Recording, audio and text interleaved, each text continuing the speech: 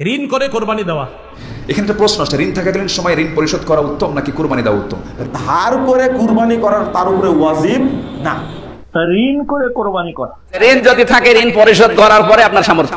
আসসালামু আলাইকুম রহমতুল্লাহি ওয়া বারাকাতুহু। প্রিয় দর্শক, ঋণ করে কুরবানি দেওয়া যাবে কিনা, মানে ঋণী হয়ে কুরবানি দেওয়া যাবে কিনা, এই বিষয়ে 10 জন আলেমের মতামত আজকে আমরা জানবো।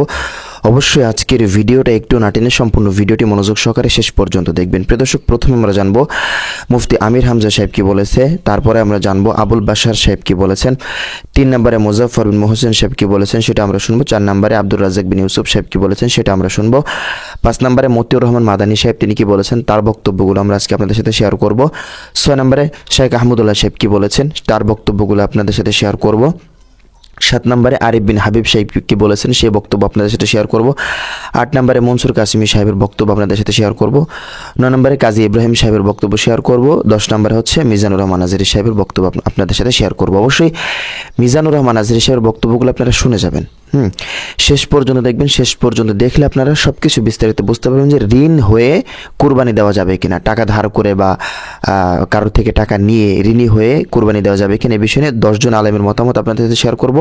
অবশ্যই মিজানুর রহমান আজহারী সাহেবের বক্তব্যটা শুনে যাবেন, এটা আমরা শেষে শোনাবো অবশ্যই, তো শুনে যাবেন। চলেন আমরা এক এক করে 10 জন আলেমের বক্তব্য আমরা শুনে নেই। তাহলে এই 3 দিনের ভেতরে 1 লাখ টাকা আপনার হাতে আছে, কিন্তু ঔষধ কেনা লাগছে এখনই না, কতদিন? হয়তো 1 মাস ডাক্তার সময় দিয়েছে যে ঔষধটা খাওয়া লাগবে কতদিন। নবীজি বললেন সামর্থ্য থাকলেও যেন কোরবানি দেয়। এটা আপনার সামর্থ্যের বাইরে, কারণ ওই টাকা এখন আর আপনার নিজের না, ওটা প্রয়োজনের ভেতরে। এরকম যত জায়গা আছে, ঋণ যদি থাকে ঋণ পরিশোধ করার পরে আপনার সামর্থ্য।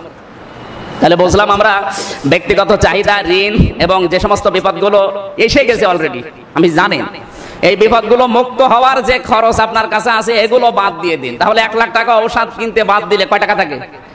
তাহলে আপনার উপরে আর কোরবানি ওয়াজিব নেই। সুতরাং এই 3 দিনের ভেতরে যেগুলো বাদ দিয়ে যদি কারো কাছে একটা অন্তত ছাগল কেনার মতো, এখন তো ছাগলের দাম সর্বনিম্ন হয়তো 7,000 8,000 নাকি, তাহলে 7-8 হাজার টাকা যার কাছে আছে ওরে কোরবানি দেওয়াই লাগবে। এরকম টাকা যার কাছে আছে সে যদি কোরবানি না দেয় ওয়াজিব তরক করার গুনাহ হবে। এরপরে আমরা আবুল বাশারের বক্তব্য শুনে আসি। ঋণ করে কোরবানি করা, কোনো ব্যক্তি ধনী বটে কিন্তু এই মুহূর্তে তার কাছে টাকা নেই, কোরবানির মুহূর্তে, ঠিক কোরবানির মুহূর্তে টাকা নাই, তাই সে ঋণ করে হলেও কোরবানি করে।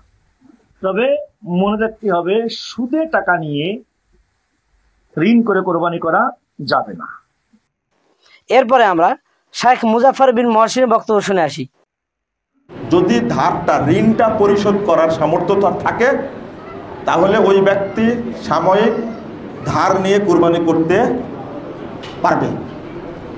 এখানে সুন্দর একটা কথা বলেছেন, এই প্রশ্নটাই ইমাম ইবনে তাইমিয়া রাহিমাহুল্লাহকে করা হয়েছিল।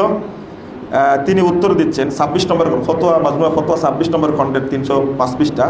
ইনকান আলাহু ওয়াফাও, যদি ঋণ পরিশোধ করার সামর্থ্য থাকে ফাস্তাদানা মা ইউদিহি বিহি বা ইউদাহি বিহি ফাহাসান, যদি সামর্থ্য থাকে ঋণ পরিশোধ করার তাহলে ঋণ করে কুরবানি করাটাই কি উত্তম, ফাহাসান, ভালো। ওয়ালা ইয়াজিবু আলাইহি আন ইয়াফআলা যালিক, তবে ধার করে কুরবানি করার তার উপরে ওয়াজিব না, করতেই হবে এমনটা না। এরপরে আমরা শেখ আব্দুর রাজ্জাক বিন ইউসুফের বক্তব্য শুনে আসি। গুরুত্বপূর্ণ জিজ্ঞাসা, আসলে এটা মানুষের প্রয়োজন হয়েও যায়, আর তা হচ্ছে টাকা ধার নিয়ে কুরবানি দেওয়া যাবে কি? বেশ ভালোই তো জিজ্ঞাসা। টাকা ধার নিয়ে কুরবানি করা যাবে, কোনো সমস্যা নেই, কেননা কুরবানি যে বিশাল খরচ এমনটা নয়, সাথে সাথে ঋণ থাকলে কুরবানি করা যাবে না এমনটাও নয়, সাথে সাথে কুরবানি যে ফরজ এ কথা নয়। কুরবানি করা হয় শুধু নেকির জন্য, আল্লাহকে সন্তুষ্ট করার জন্য। আল্লাহ তাআলা বলেন ওয়ালিকুল্লি উম্মাতিন জাআলনা মানসাকা, আমি প্রত্যেকটা সম্প্রদায়ের জন্য কুরবানির ব্যবস্থা করেছি। আল্লাহ তাআলা বলেন লা ইয়ানালাল্লাহু লুহুমুহা ওয়ালা দিমাউহা ওয়ালাকিন ইয়ানালুহু তাকওয়া মিনকুম, নিশ্চয়ই তোমাদের গোশত, তোমাদের কুরবানির রক্ত আমার নিকটে পৌঁছে না, অবশ্যই পৌঁছে তোমাদের তাকওয়া পরহেজগারিতা। যার তাকওয়া পরহেজগারিতা ভালো, পয়সা হালাল, সে কুরবানির নেকি পাবে, আর যার পয়সা হালাল নয় সে কুরবানির নেকি পাবে না। একটা মানুষ আসলেই সচ্ছল, এই মুহূর্তে তার টাকা পয়সা নেই, সে সহজেই পরে দিতে পারবে, তাহলে সে ধার কর্জন নিয়ে এত বড় নেকির কাজ করতে পারে। এত বড় নেকি থেকে বঞ্চিত থাকার চেয়ে ধার কর্জ ঋণ নিয়ে কোরবানি করাই ভালো, যদিও কোরবানি ফরজ নয়। সম্মানিত দর্শক মন্ডলী, আমরা বলতে চাচ্ছি যে ধার কর্জ নিয়ে কোরবানি করাতে কোনো সমস্যা নেই, এটা নেকির কাজ। সাময়িকভাবে মানুষ ধার কর্জ নিয়ে করবে, কেননা এই নেকির কাজ ইচ্ছা করলেই প্রতিদিন হয় না, বছরে একবার আসে। এরপরে আমরা শাইখ মতিউর রহমান মাদানির বক্তব্য শুনে আসি। ঋণগ্রস্ত ব্যক্তি কোরবানি দেবে কি দেবে না, যদি তার ওপর ঋণ এমন থাকে যে ঋণদাতা তার কাছে তলব করছে যে আমার ঋণ পরিশোধ করেন, তাহলে তার জন্য কোরবানি দেওয়া ঠিক নয়। বোঝা গেছে? কিন্তু ঋণদাতা যদি বলে যে অসুবিধা নাই, সে সময় দিয়ে রেখেছে যে আপনি জিলহজ মাসের পরে দেবেন, আরো 2 মাস পরে দেবেন, এখনো ঋণ পরিশোধের সময় আসেনি, তাহলে সেই ক্ষেত্রে যাই। এরপর আমরা শাইখ আহমদুল্লাহর বক্তব্য শুনে আসি। প্রিয় দর্শক শ্রোতা ভাই বোন, আজ আমরা কথা বলবো, যদি কেউ ঋণ করে ধার করে কোরবানি করেন তাহলে সে কোরবানি বিশুদ্ধ হবে কিনা এই বিষয়ে, এবং আগে থেকে কেউ ঋণগ্রস্ত রয়েছেন, সে ঋণগ্রস্ত ব্যক্তির কোরবানি করলে সেটি ইসলাম শরিয়া দৃষ্টিকোণ থেকে গ্রহণযোগ্য হবে কিনা, বা ইসলাম শরিয়া এটাকে কীভাবে দেখে এই বিষয়ে। এ দুটি মাসআলার প্রথমটির উত্তর হলো, কেউ চাইলে ধার করে ঋণ করে কোরবানি করতে পারেন যদি তিনি পরবর্তীতে এই ঋণ পরিশোধ করার সদুদ্দেশ্য তার থাকে, ব্যবস্থা তার থাকে, তাহলে তিনি ঋণ করে কোরবানি করতে পারেন। জাগতিক যে কোনো কাজ যেরকম আমরা ঋণ করে লোন করে করতে পারি, রাসূল করিম সাল্লাল্লাহু আলাইহি ওয়াসাল্লামের জীবনেও তিনি লোন করেছেন, ঋণ করেছেন, সাহাবায়ে কেরাম অনেকে লোন করেছেন। অতএব লোন করে, ধার করে, ঋণ করে তিনি কোরবানি করতে পারেন যে কোনো ভালো কাজ, এমনকি দান সাদকা, হজ, উমরা করার জন্য যদি কেউ ঋণ করেন এবং তার ঋণ পরিশোধ করার সদুদ্দেশ্য রয়েছে এবং ব্যবস্থা রয়েছে, তিনি জানেন যে ঋণ তিনি পরবর্তীতে পরিশোধ করতে পারবেন ইনশাআল্লাহ, তাহলে তিনি ঋণ করে ভালো কাজ করতে পারেন। কোরবানিটাও একই রকম। তবে ঋণ করে কোরবানি করা তার জন্য জরুরি নয়, আবশ্যক নয়। কারো যদি কোরবানি করার মতো সামর্থ্য না থাকে তাহলে ঋণ করে ইসলামী শরিয়া তাকে কোরবানি করতে পারে।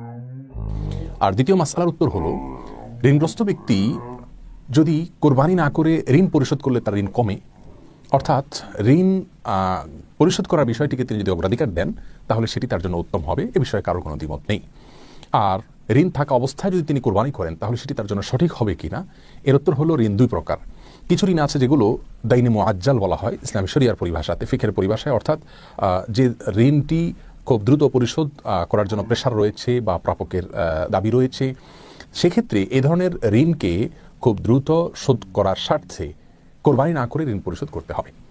আর যদি দাইনে মুআজ্জাল হয় তাহলে সেক্ষেত্রে সেই ঋণ থাকা অবস্থায় কোরবানি করা যেতে পারে। যেমন একজন ব্যক্তি তার স্ত্রীর কাছে মহারানা আর ঋণ রয়েছে, মহারানার পাওনা রয়েছে, আরও এরকম অনেক সিস্টেমিক্যাল ঋণ থাকতে পারে যে ঋণগুলো তিনি হয়তো ধারাবাহিকভাবে কিস্তিতে শোধ করছেন অথবা নিয়মিত শোধ করে যাচ্ছেন একটি সিস্টেমের মধ্যে, তাহলে সেক্ষেত্রে সেই ঋণ থাকা অবস্থায় তিনি কোরবানি করতে পারেন, কোনো অসুবিধা নেই। তাহলে যদি এমন হয় যে প্রাপকের প্রেশার আছে, চাওয়া আছে, দাবি আছে, বা তার থেকে আমার সময় নেওয়া নেই, বা সেই দাইনটা ফিকহের পরিভাষায় দাইনে মুআজ্জালের সংজ্ঞায় পড়ে, তাহলে সেক্ষেত্রে সেরকম ঋণ রেখে ঋণ পরিশোধ না করে কোরবানি করা জায়েজ নাই। আমাদের সমাজে অনেক ব্যক্তি আছেন যারা অধীনস্থ কর্মকর্তা, কর্মচারী এবং কি কাজের লোক, এবং অনেক মানুষ আছেন যাদের পাওনাকে আটকে রেখে তারা বড় বড় গরু কোরবানি করেন। ইসলাম শরিয়া দৃষ্টিকোণ থেকে এটি জঘন্য অপরাধ। এটি তো সওয়াবের কোনো মাধ্যম হবেই না, কারণ হবেই না, বরং অন্যের হক না দিয়ে কোরবানি করলে তাতে আল্লাহ সুবহানাহু ওয়া তাআলা মোটেও সন্তুষ্ট হবেন না। এরপরে আমরা মুফতি আরিফ বিন হাবিবের বক্তব্য শুনে আসি। ঋণ করে কোরবানি দেওয়া, কোরবানি ওয়াজিব এমন ব্যক্তিও ঋণের টাকা দিয়ে কোরবানি করলে ওয়াজিব আদায় হয়ে যাবে। এমনি আপনার উপর কোরবানি ওয়াজিব, আবার যদি আপনি ঋণের টাকা দিয়ে কোরবানি দেন, কথার কথা, তাও কোরবানি ওয়াজিব আদায় হয়ে যাবে। আপনি তো জানেন যে আমি ঋণ হইলে কি হবে, 5-10 লাখ টাকা আছে না, অনেকে লেনদেন করে, ওনাদের তো ব্যাপার না এটা, এই ঋণ আদান প্রদান হয়ে থাকে। দেখবেন অনেক ব্যবসায়ী আছে প্রতিনিয়ত তাদের 5-10 লাখ ঋণের আদান প্রদান। তো এই জাতীয় ব্যক্তিরা ঋণের টাকা দিয়ে যদি কোরবানি দেয় আদায় হয়ে যাবে, ওরা তো জানে যে আমি তো টাকা দিয়েই দিব। এরপর আমরা মুফতি মনসুর কাসেমী সাহেবের বক্তব্য শুনে আসি। লোন, কিস্তি কিংবা ঋণ করে কোরবানি দেওয়া যাবে কিনা, একটু মনোযোগ দিয়ে শুনবেন এই প্রশ্নটি। যদিও আমাদের সমাজে বর্তমানে লোন এবং কিস্তির প্রবণতা খুবই বেশি, সুদী ব্যাংক থেকে, সুদী কারবারি থেকে মানুষগুলো টাকা লোন নিয়ে অনেকে কোরবানি করে থাকেন।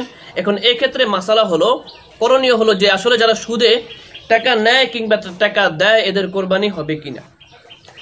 আসুন প্রিয় ভাই, এই প্রশ্নের উত্তর হলো, যারা ঋণ করে নিয়ে, সুদবিহীন ঋণ নিয়ে যদি কেউ কোরবানি দেয় এবং এই ঋণের টাকা পরিশোধ করার মতো তার সামর্থ্য আছে, এখন এই ক্ষেত্রে কোরবানি যেহেতু তার উপরে ওয়াজিব, তার সম্পদ আছে, ব্যবসায়িক পণ্য আছে, তার জন্য তার উপরে কোরবানি ওয়াজিব হওয়ার দরুন তার কাছে ক্যাশ টাকা নেই, সে অন্য কারো কাছ থেকে টাকা ধার নিবে, সুদবিহীন টাকা ধার নিবে।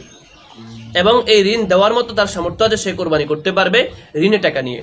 এবং যে ব্যক্তি ঋণ দেওয়ার সামর্থ্য নাই সে কখনোই ঋণ নিবে না, ঋণ নিয়ে কোরবানি করা তার জন্য ওয়াজিব নয়। হ্যাঁ, এবার আসুন লোন কিংবা কিস্তি, সুদি ব্যাংক থেকে, সুদি কোনো কারবারে, সুদি ব্যক্তির থেকে টাকা, সুদের উপরে টাকা নিয়ে কেউ যদি কোরবানি করে, এমন দুঃসাহস যদি কেউ করে, তার কোরবানি তো হবেই না, বরং তার ঈমান তুলে দেওয়ার আশঙ্কা আছে, সে বেঈমান হয়ে মারা যাবে। এরপরে আমরা কাজী ইব্রাহিমের বক্তব্য শুনে আসি। টাকা ধার করে কি কোরবানি দিতে পারবো? কোরবানি দেওয়া তো ওয়াজিব না সুন্নাহ, ওলামাদের দুটো মতই রয়েছে। যদি সুন্নাহ আমরা ধরি তাহলে তো এত কোনো জরুরি বিষয় নয় যে আমাকে ঋণ করে কোরবানি দিতে হবে। তবে আপনি দিতে পারেন, যেহেতু আপনার ঋণ শোধ করার টাকা আরেকজনের কাছে আপনি পাওনা আছেন, হয়তো ঈদের পরে আপনি পেয়ে যাবেন।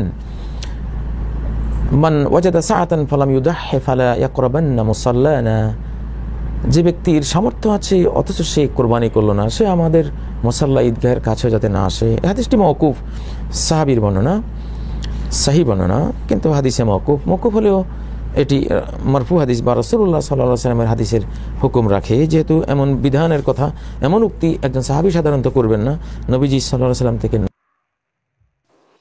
এরপরে আমরা মিজানুর রহমান আজহারের বক্তব্য শুনে আসি। বিসমিল্লাহির রহমানির রহিম।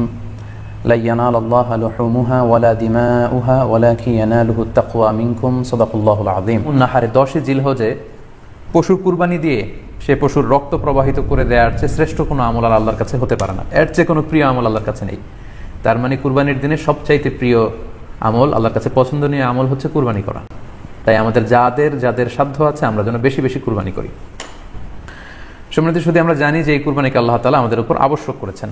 কুরবানির হুকুম সম্পর্কে যদি বলি তাহলে বলবো যে এটা ওয়াজিব হানাফি স্কুল অফ থট অনুযায়ী, কিন্তু অন্যান্য মাযহাবে এটাকে সুন্নাতে মুআক্কাদা বলা হয়েছে। মেজরিটি স্কলাররা, জুমহুরুল ফুকাহা, ইমাম শাফিঈ, আহমদ এবং ইমাম মালিকদের মতে, তাদের মতে এটা হচ্ছে সুন্নাতে মুআক্কাদা। কিন্তু হানাফি মাযহাবে এই কুরবানি করা হচ্ছে ওয়াজিব। যেহেতু আমরা আমাদের বাংলাদেশে বেশিরভাগই হচ্ছে হানাফি মাযহাবের অনুসারী, সো এটা কিন্তু আমাদের জন্য অবধারিত। যাদেরকে আল্লাহ তাআলা সম্পদ দিয়েছেন, টাকা পয়সার মালিক বানিয়েছেন, স্বাবলম্বী করেছেন, আমাদের প্রত্যেকের উপর কিন্তু এই কোরবানি করাটা ওয়াজিব। যেহেতু কোরবানি একেবারে আমাদের সন্নিকটে, সো এই কোরবানি নিয়ে আমাদের মধ্যে অনেক ধরনের প্রশ্ন রয়েছে। এবং 2 নম্বর কনসার্ন হচ্ছে হালাল উপার্জন দিয়ে কুরবানি হতে হবে। যৌথ কুরবানিতে কেউ কেউ যদি এমন থাকে যাদের উপার্জন হালাল না, সেই কুরবানি কিন্তু আল্লাহ তাআলার দরবারে কবুল হবে না। সো এটা খুব গুরুত্বপূর্ণ একটা বিষয়। আর ঋণের ক্ষেত্রে কয়েকটি বিষয় খুব ভালো করে আমাদেরকে বুঝে নিতে হবে। ঋণের কিছু ধরন আছে, কিছু ক্লাসিফিকেশন আছে। এক ধরনের ঋণ হচ্ছে যেটা আমাকে একবারে পরিশোধ করে দিতে হবে, উপার্জন হালাল না, সেই কুরবানি কিন্তু আল্লাহ তাআলার দরবারে কবুল হবে না। প্রিয় দর্শক, 10 জন আলেমের বক্তব্য শুনে আপনার কাছে কি মনে হয়েছে? আপনার মূল্যবান মতামত অবশ্যই কমেন্ট সেকশনে লিখে যাবেন। এবং চ্যানেলে যদি আপনি নতুন হয়ে থাকেন অবশ্যই পরবর্তী ভিডিও পাওয়ার জন্য চ্যানেলটা অবশ্যই সাবস্ক্রাইব করে পাশে থাকা বেল বাটনে ক্লিক করে রাখবেন। প্রিয় দর্শক, দেখা হচ্ছে পরবর্তী কোনো নতুন ভিডিওতে। সে পর্যন্ত সুস্থ থাকুন, ভালো থাকুন, আমার জন্য দোয়া করবেন। আসসালামু আলাইকুম ওয়া রাহমাতুল্লাহি ওয়া বারাকাতুহু।